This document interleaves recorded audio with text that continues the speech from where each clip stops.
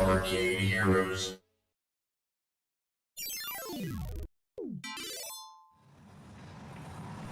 At IAPA 2018, Unis introduced a new soccer game to the arcade market called Fantasy Soccer, and I have a video of that on my channel that you can see if you do a search on that name. But here at IAPA 2019, we had a new version of the game, a 2-player cabinet instead of the 4-player one. Now, the way that the software works is pretty much the same thing. Just they have updated that and polished things up so that the frame rate is locked in at 60 frames a second instead of 30 with some dips that it had previously. The animations also seem to have been improved and cleaned up a little bit, and so overall it's a nicer, solid game from what I played. Just don't really have any complaints on how it all went down. Of course, if you're really looking for a deep soccer experience, then, well, there's console soccer games for that, like FIFA. This is arcadified soccer, so it's not going to be 90-minute matches, it's not going to have penalty kicks, it's not going to have yellow cards and red cards and all that jazz. It's just trying to get the ball into the goal. Now, it does have some things to it that's more than just running back and forth, of course. It has a power meter, or like a fatigue meter, so you can push a button to run, kind of as you see there. There's smoke that appears from underneath the players, and you also build up a meter to do a super kick sort of thing.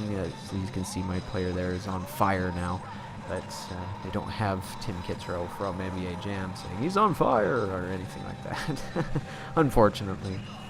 But I think I'll show here in a second what that looks like. Yeah, so you'll run over here, and then you kick the ball on the actual cabinet, and then it will do that. And so that's the unique thing about this game as well. Well, sort of unique. It's actually based on the old Namco World Kicks from 2000-2001, and so they kind of copied the control scheme from there, but it's something that was only done in one other game, and it hasn't been done in a long time. And so as you can see here, it has a very large analog joystick, and then you kick a real soccer ball that's attached to the base of the cabinet.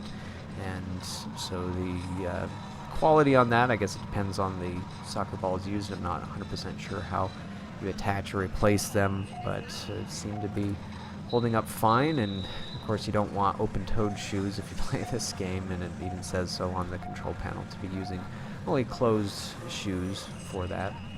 But you play 2 games across these halves, and I can't recall the exact time on them, something like 45 seconds I think it was, maybe 30. It seemed longer than 30 seconds at least. And so yeah, just play some soccer using a bunch of generic international teams. It doesn't have any licensed players or licensed teams, anything like that. But again, for most people, I think they won't really care if they like soccer and come across this at the arcade, then they'd play it regardless. I know at my own arcade, where I do have some older soccer games, like I have a foosball table, and I also have the old Super Sidekicks 4 on Neo Geo. Both of those do just fine, and so I'm sure something like this would also do just fine.